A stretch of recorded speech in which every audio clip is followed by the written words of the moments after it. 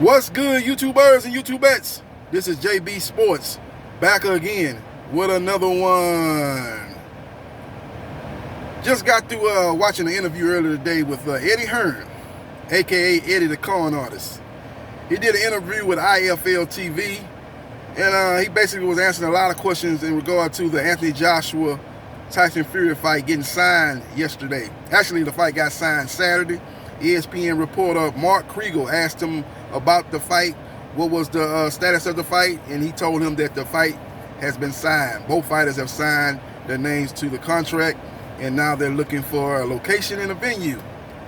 And he talked about that, and a lot of people, the guy was asking him about Frank Warren not being pleased with him jumping the gun and announcing the fight when they haven't secured a location or a venue. And he did what Eddie Hearn does. He should be a lawyer in his second life, man, because he knows how to take a question and turn the question around and talk about a whole lot of different things besides directly answering the question, and basically give his spin on it and make you believe what he got to say.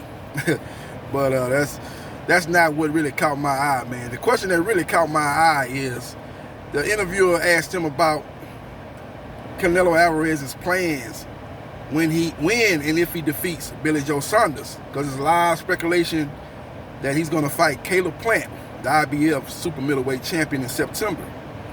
And Eddie Hearn said that, look, my job is to get the fighters the fight that they want. Canelo Alvarez has said numerous times that after this fight with Billy Joe Saunders that he wants to become undisputed at the super middleweight division. And he has one more belt to collect, and that'll be the belt of the IBF champion, Caleb Plant. Now, also in that interview, it was revealed that Canelo Alvarez is very happy working with Eddie Hearn and Matchroom Boxing USA in his last several fights, and he'd be more than happy to continue working with Eddie Hearn. So Eddie Hearn is saying that, look, okay, I look forward to working with Canelo Alvarez. I've done what he's done. He did the Yurman fight. He did the fight with Rocky Fielding. He did the fight with Jacobs. These fights that he's done working with Canelo Alvarez. He's been putting on fights with Canelo Alvarez. And then he did the fight with what was the fight before Abney Yurman? Yeah, Callum Smith. See, these fights are so forgettable, man. I'm damn near forgot about these fights, and these fights was, late last year, the Callum Smith fight, and then the fight with Abney Yurman was just last month. But two forgettable fights, and I'm basically forgetting them on this video. But he's basically been working with Canelo Alvarez for the last two fights, promoting the fight. And then he's had fights that he's promoted with Canelo Alvarez with Oscar De La Hoya. At that time was Canelo Alvarez's promoter. That was the Danny Jacobs fight, and that was the Rocky Fielding fight. So they got a good working relationship, and Canelo Alvarez said he hopes to continue working with Eddie Hearn and Matchroom Boxing USA for the next one or two fights. He wants to basically do 1 and 2 fight deals. So that kind of lays the groundwork for Canelo Alvarez to fight Caleb Plant if he's successful against Billy Joe Saunders. But the question I ask you guys, and I ask myself, is, will Eddie Hearn sabotage Canelo Alvarez versus Caleb Plant? You got to understand that Eddie Hearn also promotes Triple G. What is Triple G doing right now? Does he have a fight signed? No. Does he have a fight on the horizon? No. You heard talk about him fighting Jaime McGill. But it turns out that Jaime McGill is going to fight somebody else on April 24th, so that fight is not going to be next. I will assume when they did announce that Jaime McGill will be fighting somebody else, I thought that they're not able to have large crowds right now in most places in the United States, so they don't want to put a fight of that caliber on until they're able to allow more crowds in more states, and that'll pretty much enhance that fight being able to get negotiated in several different locations in the United States that'll be up and running hopefully by the late spring, early summer.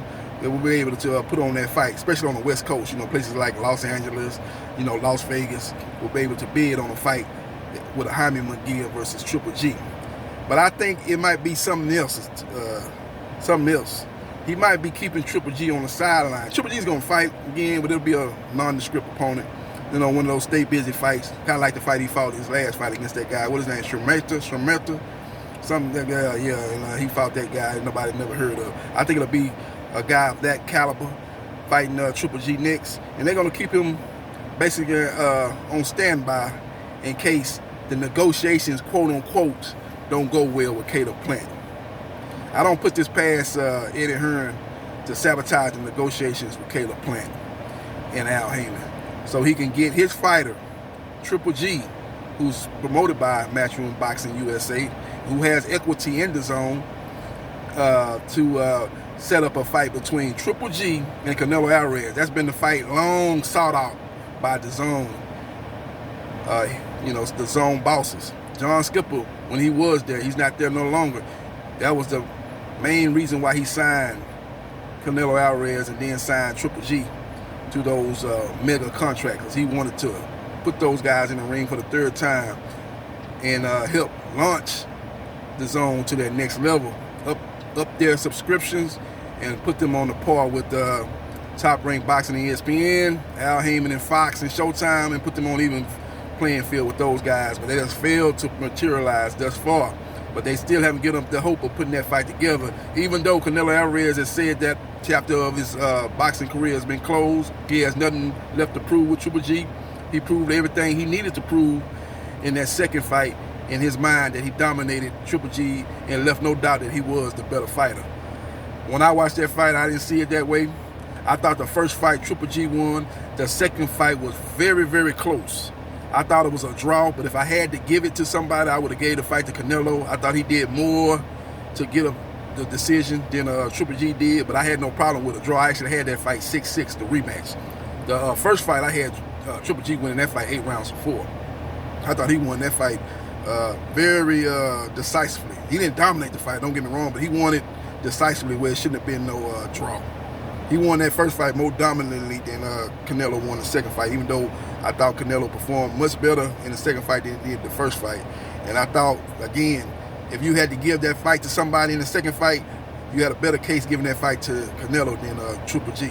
But I had it a draw. So it remains to be seen if that fight gets made. But don't be surprised if Eddie Hearn lowballs Caleb Plant and gives him an offer that he doesn't feel is equitable for him to take. Give him a lowball offer. Give him less than what Billy Joe Saunders is getting to fight Canelo Alvarez on May 8th. Give him less than what Callum Smith got for fighting Canelo Alvarez in the Alamo Dome in San Antonio, Texas in December of 2020. Those are the type of things that Eddie Hearn is known to do. Give guys offers that he know they're going to refuse. And then get in front of the camera and say, hey, I gave them the offer, they don't want to fight. You got the biggest draw, the biggest star in boxing. You got the opportunity to become undisputed. You should take the bull by the horns. You take and jump at that opportunity. You making more money in that fight than you ever made in your last 3 fights combined. He loves playing that game, but you got to understand that those guys are looking what those other champions got, like Billy Joe Saunders and Daniel Jacobs got. Daniel Jacobs, I heard, got around close to $15 million for that fight. Somewhere between $12 and $15 million to fight Canelo. I don't expect Caleb Plant to get that, but I'm sure Caleb Plant going to want at least what Billy Joe Saunders got. So it remains to be seen if that fight actually gets made, but don't be surprised if he sabotages that like he sabotaged Anthony Joshua versus Deontay Wilder. When Wilder offered him $50 million, instead of saying, where do I sign? Eddie Hearn and his dad, a.k.a. Papa Hearn, Barry Hearn, got Anthony Joshua to turn down that fight and move on to fight Alexander Povetkin. And then when they tried to come at Deontay Wilder with those flat fees, $12 million, $12.5 million, offered him $15 million. I think they even upped it to around $17.5 million flat fee. No back end money. Thinking Deontay Wilder was going to turn it down. Deontay Wilder accepted that monetary value of the fight to fight AJ. And then they sent him a contract with no date, no venue. Played games, played back and forth games and things, and then got the WBA to come in and force the mandatory with Alexander Povetkin and wasted Wilder's time trying to make that fight happen. Don't be a bit surprised if they go to that old playbook that they did with AJ and Wilder and do the same thing to Caleb Plant. You need to have his team well prepared and ready to go and ready to make that fight. And don't fall for the shenanigans. Don't fall for the banana in the tailpipe. Don't fall for the smoke and mirrors that Eddie Hearn likes to play. And push hard and push forward to try to make that fight happen. We'll see what happens. We'll see what transpires. First order of business is Canelo Alvarez must defeat Billy Joe Saunders, and then the negotiations will start with the matchup with the IBF super middleweight champion Caleb Plant. Eddie Hearn and Al Heyman would have to get together and negotiate a fight. And it's been a long time since those two parties have negotiated a fight. When the last time they got together and made a fight, Al Heyman and Eddie Hearn? I'm trying to think about it while I'm doing this video. When the last time they made a fight happen? AJ and Charles Martin? When was the last time that they actually, and that was what, 4 or 5 years ago? I would assume it's been more recent than that those two got together and made a fight happen. But to my mind, it's been a while since that has been the case. So we'll see what happens. We will see what transpires. Let me know your thoughts about Eddie Hearn, a.k.a. Eddie the Con Artist, sabotaging the Canelo Alvarez versus Caleb Plant undisputed fight at 168 pounds to get the fighter that he promotes and that's been fighting on the zone for the last several fights, Triple G. And they fight a triple fight, third fight, in a matchup with Canelo Alvarez. They push forward toward that fight where they don't have to separate that money. They can keep all money in-house. Don't have to split that money up with Al Heyman and the PBC. They can keep everything in-house, and he can keep